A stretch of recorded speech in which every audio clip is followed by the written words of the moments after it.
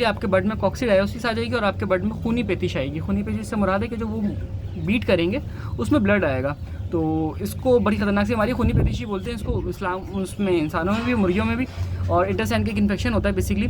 तो रोकना ही रोकना है कॉक्सी से, तो वो फिर जाहिर सी बात है चूज़े की उसी में हेल्प हो जाएगी, क्योंकि मेडिसिन चूज़ा नहीं ले सकता। लेकिन अगर लग रहा है कि यार इससे भी ट्रीट नहीं हो रही, 2 दिन हो गए, कुछ बेहतरी नहीं है, तो फिर बेहतर है कि आप साथ में हल्की फुल्की सी मेडिसिन यूज़ करो, हल्की डोज पर, किसी डॉक्टर से रेकमेंड करके। खैर आपको एक चीज़ दिखाते हैं, और वो है ये वाला मसला। देख रहे हो आप बट की हालत देखो और इसकी सिचुएशन देखो। पाँव से अच्छा खासा डील किया है, अभी देखोगे यहीं पर ही गिर जाएगा दोबारा, या थोड़ा सा आगे जाएगा फिर गिर जाएगा। आए एक तो वैसे छोटे मोटी चीज़ें समझ में आती होंगी जो आपके लिए ज़रूर प्रॉफिटेबल होंगी, क्योंकि जो बातें मैं आपको बताता हूँ ना, मेरे हिसाब से कोई हमारी तरह, जैसे फैज़ और मेरी तरह, आपको नेट पे नहीं बंदा मिलता जो फार्मिंग भी कर रहा हो, फार्मिंग को पढ़ भी रहा हो, जिसका एक्सपीरियंस भी हो, जिसका कंटेंट भी हो। हम उन रियल लोगों में से। इसलिए आपके ब्लड में कॉक्सीडायोसिस आ जाएगी और आपके ब्लड में खूनी पेशिश आएगी। खूनी पेशिश से मुराद है कि जो वो बीट करेंगे उसमें ब्लड आएगा। तो इसको बड़ी ख़तरनाक सी हमारी खूनी पेशिश बोलते हैं इसको इस्लाम, उसमें इंसानों में भी, मुर्गियों में भी, और इंटरसेंट का इन्फेक्शन होता है बेसिकली।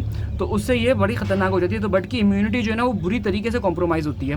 देखो हर कोई अपनी तरह सीक्वेंस में खड़ा हुआ खा रहा है, और इम्यूनिटी कॉम्प्रोमाइज़ होती है, साथ साथ उनका बॉडी वेट बहुत ज़्यादा गिर जाता है, और फिर उसके बाद ऐसी मोर्टेलिटी होती है ना कि वो ख़तरनाक हो जाती है। फॉर एग्जाम्पल मैं कहता हूँ कि आप ब्रॉयलर फार्मिंग कर रहे हो, आपका ब्रॉयलर 1.5 किलो पे खड़ा हुआ है, कॉक्सी आई है, 2 दिन के अंदर आपका ब्रॉयलर का वेट 1100 ग्राम पे टच कर जाएगा, 2 दिन में तकरीबन 4 दिन के अंदर, और आपने ट्रीट नहीं किया तो 50% मोर्टेलिटी हो जाएगी। अब सवाल ये है कि कॉक्सी को पहचानना कैसे।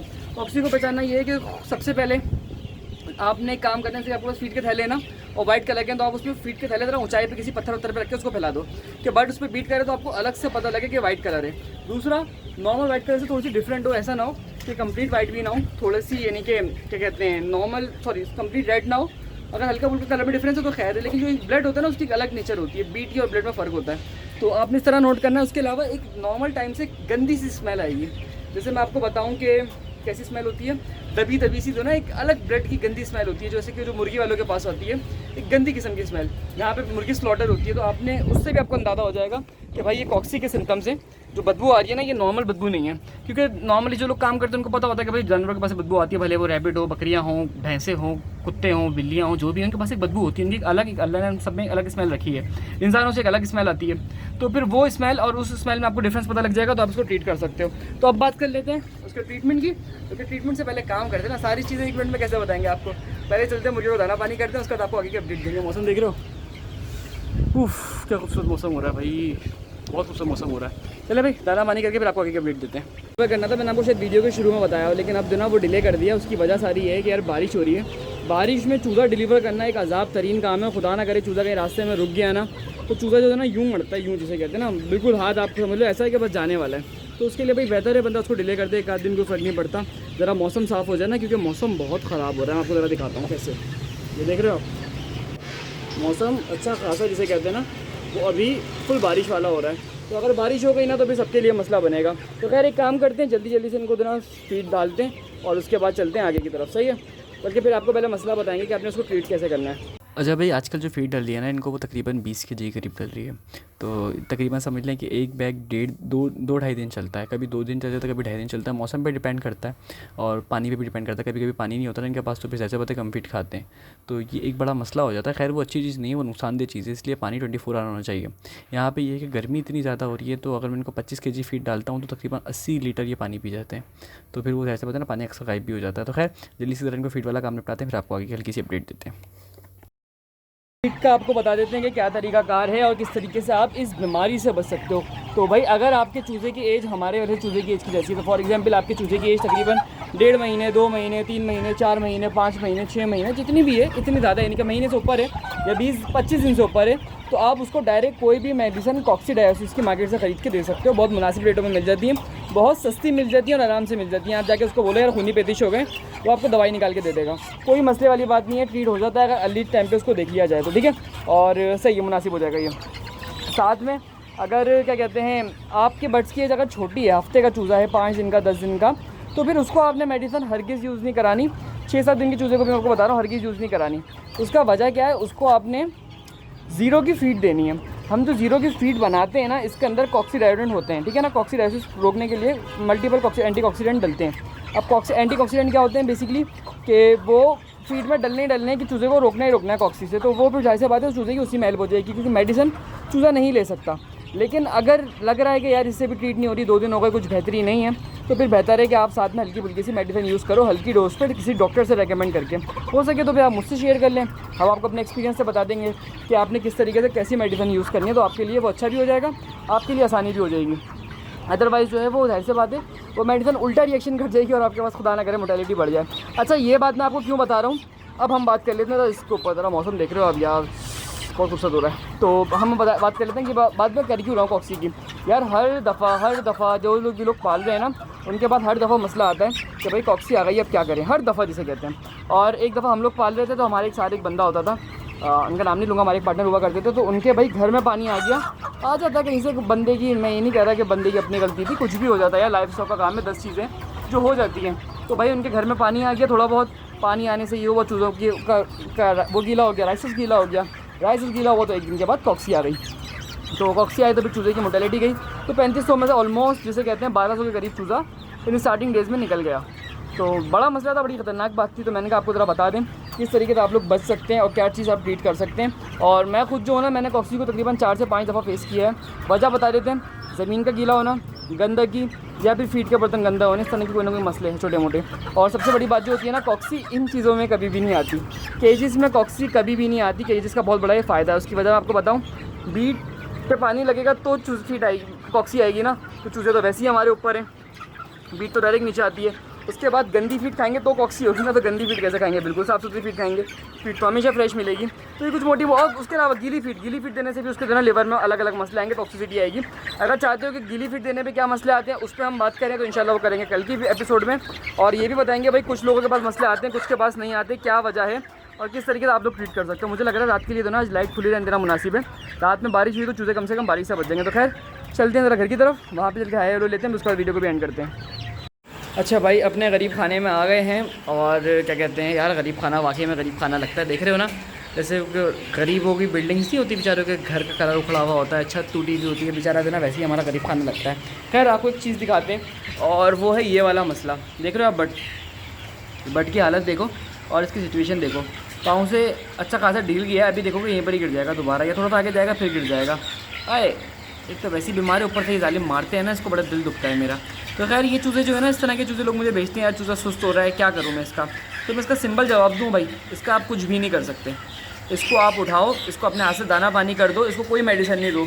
उसकी एक वजह होती है, मैं आपको समझाता हूँ कैसे।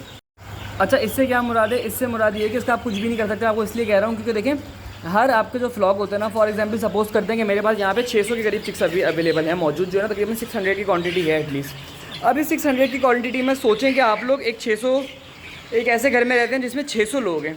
अब 600 में से कोई एक आध बंदा कभी भी बीमार हो सकता है। अगर ज़्यादा बीमार हो तो मसला है, लेकिन एक आध जो है ना, उसको आप ना रोक सकते हो ना आप उसको कुछ कर सकते हो, उसने मरना है तो मरना है। अच्छा, मैं ये बात आपको क्यों कह रहा हूँ, आपको समझाता हूँ।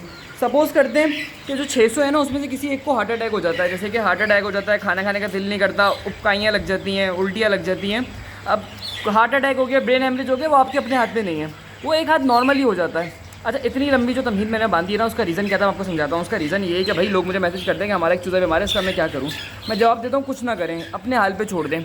अब 2 ऑप्शन है, या तो आप इसको अपने हाथ से अलग से मेडिसिन वगैरह दो, उसको हल्की फुल्की केयर कर दो, कोई एंटीबायोटिक दे दो, आपको जो भी बेहतर लगे, और इसको अपने हाथ से खाना वाना खिला दो, तो काफ़ी हद तक चांसेस से रिकवर कर जाए। इन केस नहीं करते तो आप एडजस्ट करो। आप सोचो कि 600 के कुंभे में हो, एक बंदा मर गया, एटलीस्ट होता है, क्योंकि जाहिर सी बात है ज़िंदगी है। हो सकता है उन 600 में से कोई एक बंदा आप खुद ही हो, क्योंकि पॉसिबल है, कुछ नहीं पता, आपकी गली में 600 बंदे रहते हैं, आप उनमें से एक में मर गए, तो आप सोच रहे हो कैसे जालिम आदमी है। लेकिन देखिए, जो जनरल जो सच है ना, वो मैं आपको समझा रहा हूँ। तो एक आध चूज़े को ऐसे अवॉइड कर दिया करें, इनको रहने दिया करें। अगर ये बीमार भी हो तो इनको बर्दाश्त किया करें। हाँ, अलार्मिंग सिचुएशन कब होती है, अलार्मिंग सिचुएशन जब होती है जब मोर्टेलिटी नियर अबाउट 0.5% 1% हो जाए डेली की। फॉर एग्जाम्पल, अगर ये 500 चूज़ा है, 500 में से मैं कहता हूँ कि आज डेली के 5 मर गए, 5 का मतलब 1% चूज़ा मर गया, 3 मर गए, 5, 10, 15, 20 इतना चूज़ा मरना शुरू हो गया, या 2% मर गए, तो मैं उसको लूँगा बहुत ज़्यादा सीरियस मसला, यार इसको अब टेक केयर करना पड़ेगी, वरना ये मोर्टेलिटी बढ़ेगी। तो फिर उस पर सिचुएशन पता लगा सकती है, क्या मसले हो सकते हैं, क्या रीज़न हो सकते हैं। लेकिन एक आध का बाई चांस मर जाना, हार्ट अटैक हो जाना, ब्रेन हेमरेज हो जाना, आपको सब मजाक लगा होगा, लेकिन मुर्गियों को वाकई में ब्रेन हेमरेज होता है, वाकई में हार्ट अटैक होता है। इससे पहले एक जो ना न्यूज़ चली थी कश्मीर साइड की, और या मेरे ख्याल से मुजफ्फराबाद साइड की, वहाँ पे एक बॉयलर फार्मर के पास से शादी गुजरी थी, शादी यानी कि बारात गुजरी थी, तो बारात के ढोल से ब्रॉयलर 40-50 हार्ट अटैक से मर गए थे। तो वो उसने केस वेस कर दिया था, उसने पर्चा वर्चा करा दिया था दूल्हा के ऊपर, तो बड़ी तरह मज़े ऐसी चीज़ चली थी। तो इसलिए मैं आपको बता रहा हूँ कि भाई ये आपके अपने हाथ में नहीं है, आपके जो हाथ में है वो मैंने आपको बता दिया कि आपने किस तरीके से एक केयर करनी है। फिर जो चीज़ होती है ना, फॉर एग्जाम्पल 5 मर गए तो आप उसकी एपिडेमोलॉजी पे जाओगे, यानी कि आप उसके ना उसके केस को पता लगाओगे क्या रीज़न हो सकता है। आप पता लगाओगे यार मौसम की वजह से मसला हुआ है, ये गर्मी की वजह से हुआ है, मैंने फीड देर से डाली थी, मैंने पानी कम डाला था, ये मज़ा नहीं है। क्या एकदम से लाइट चली गई थी कि लाइट चली गई तो ये एक दूसरे पर चढ़ के मर गए, ये भी रीज़न नहीं है। अच्छा, रीज़न ये समझ में आ रहा है कि चूज़े जो मरे हैं, तो इसमें से समझ लो कि ये समझ में आ रहा है कि खाली ये 5 नहीं मरे, बाकी भी हल्के फुल्के सुस्त लग रहे हैं। अच्छा, सुस्त नहीं लग रहे, सब ने फीड थोड़ी कम खाई है आज, पानी कम खाया है, इसका मतलब पूरा फ्लॉक इफेक्टेड है, किसी बड़े तूफ़ान का, क्या कहते हैं, बड़े तूफ़ान का पेश खैमा। तो ये वाली सिचुएशन है। तो इस तरह से आप जो ना अपनी चीज़ों को एवेल्यूएट कर सकते हो। देखो, सबसे अच्छा डॉक्टर वो है जो आप खुद हो अपने फार्म पे। डॉक्टर ऐसे बातें ज़रूरत पड़ती है, हम भी कभी कभी टेस्ट करा लेते हैं, लेकिन हर चीज़ के लिए अगर डॉक्टर करोगे ना तो फिर तो हो गया आपका काम पक्का वाला, और आपने फार्मिंग बहुत अच्छी कर ली, बल्कि लाखों रुपये अपने फार्मिंग से कमा लिए। कुछ मैं आपको बताऊँ, देखिए अपनी तारीफ़ नहीं करनी चाहिए। पिछला तकरीबन 1.5 साल से आपके भाई ने किसी डॉक्टर के पास नहीं गया, 1.5 से 2 साल हो गए। और 1.5 साल पहले भी सिर्फ इसलिए गया था कि मैंने टेस्ट कराने थे। 1.5 साल भी नहीं, फरवरी में गया था मैं, फरवरी में भी नहीं, हाँ तकरीबन पौने 2 साल। वो भी इसलिए गया था कि मैंने कुछ टेस्ट कराने थे, मुझे उसका जवाब समझ में नहीं आ रहा था। फॉर एग्जाम्पल एक चीज़ मुझे समझ में आ गई थी, उसका ट्रीटमेंट भी हो गया था, उसके बावजूद मोटेलिटी हो रही थी, बर्ड्स की गर्दनें मुड़ रही थी। खैर वो जब टेस्ट की रिपोर्ट आई तो पता लगा इक्वलाई था, और इक्वलाई जब ट्रीट हो चुका था बट मैं फाइनल एज में था, और 2 दिन में रिकवर कर चुका था, यानी कि हमारी मेडिसिन काम कर चुकी थी। लेकिन ये था कि डायग्नोज एटलीस्ट हो गया कि मसला क्या था। तो अब 1.5-2 साल का, और उससे पहले मैं निकाल 2 साल से मैं वैसे भी नहीं गया हूँगा, क्योंकि 6-7 साल हो गया ना फार्मिंग में, अच्छा खासा टाइम हो गया। इतनी लंबी वीडियो करने का रीज़न ये कि आपको समझ में आ जाए किस तरीके से आपने अपनी डिजीज़ को पढ़ना है।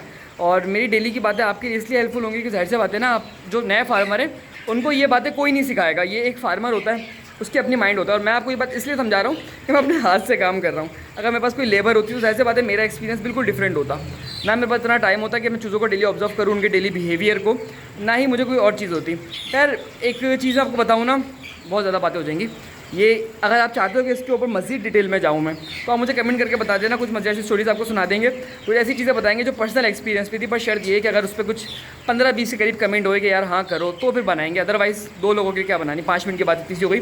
चलते हैं अंडे वाली मुर्गी को फीड देते हैं, उसके बाद वीडियो को एंड करते हैं। तो बस यार वीडियो को एंड कर देते हैं। आई होप कि आपको मेरे कुछ छोटे मोटी चीज़ें समझ में आती होंगी जो आपके लिए ज़रूर प्रॉफिटेबल होंगी, क्योंकि जो बातें मैं आपको बताता हूँ ना, मेरे हिसाब से कोई हमारी तरह, जैसे फैज़ और मेरी तरह आपको नेट पे नहीं बंदा मिलता जो फार्मिंग भी कर रहा हो, फार्मिंग को पढ़ भी रहा हो, जिसका एक्सपीरियंस भी हो, जिसका कंटेंट भी हो। हम उन रियल लोगों में से जो ये सारे काम एक साथ कर रहे हैं, और कमर्शियल फार्मिंग की मैं बात कर रहा हूँ। तो हो सकता है हमारी तरह कोई हो, अगर है तो मुझे ज़रूर बताएं, जो फार्मिंग कर भी रहा हो, फार्मिंग पढ़ भी रहा हो, और साथ में कंटेंट क्रिएशन भी कर रहा हो, और फार्मिंग भी ऐसी नहीं अभी से नहीं 6-7 साल से कर रहा हो। तो ये कुछ छोटी छोटी सी बातें थी जो अपनी तारीफ़ें बंदे ने कर ली। अगर हो अब लगे ना इस मासूम से शख्स की कोई बात अच्छी, तो वीडियो को ज़रूर लाइक कर देगा। साथ ही अगर आप हमसे पोल्ट्री फार्मिंग सीखना चाहते हैं तो फार्मिंग का हमारा कोर्स भी बाय कर सकते हैं, जिसकी फ़ीस है 2500 रुपीज़। और कोर्स में हमने फार्मिंग की समझ लें A to Z सारी चीज़ें बहुत डिटेल में गाइड करी हुई हैं। तो अगर आप कोर्स लेना चाहें तो ले सकते हैं। कोर्स दोनों लोगों के लिए हेल्पफुल है, और हमारी कंसल्टेशन, क्योंकि मुझे खुद फार्मिंग करते हुए मैंने आपको 2 दफ़ा बता दिया कि तकरीबन 6-7 साल हो चुके हैं, और साथ में जो हमारी डिग्री है वो भी कराची यूनिवर्सिटी से BS पोल्ट्री साइंस की चल रही है। तो जाहिर से बात है, तो आपके लिए हमारा एक मशवरा आपके लिए बहुत ज़्यादा हेल्पफुल होगा। तो उम्मीद करते हैं कि वीडियो आपको अच्छी लगी हो। वीडियो अच्छी लगी हो तो वीडियो को लाइक ज़रूर कर देगा। मिलते हैं कल के एपिसोड, अपना ख्याल रखेगा। अल्लाह हाफिज़।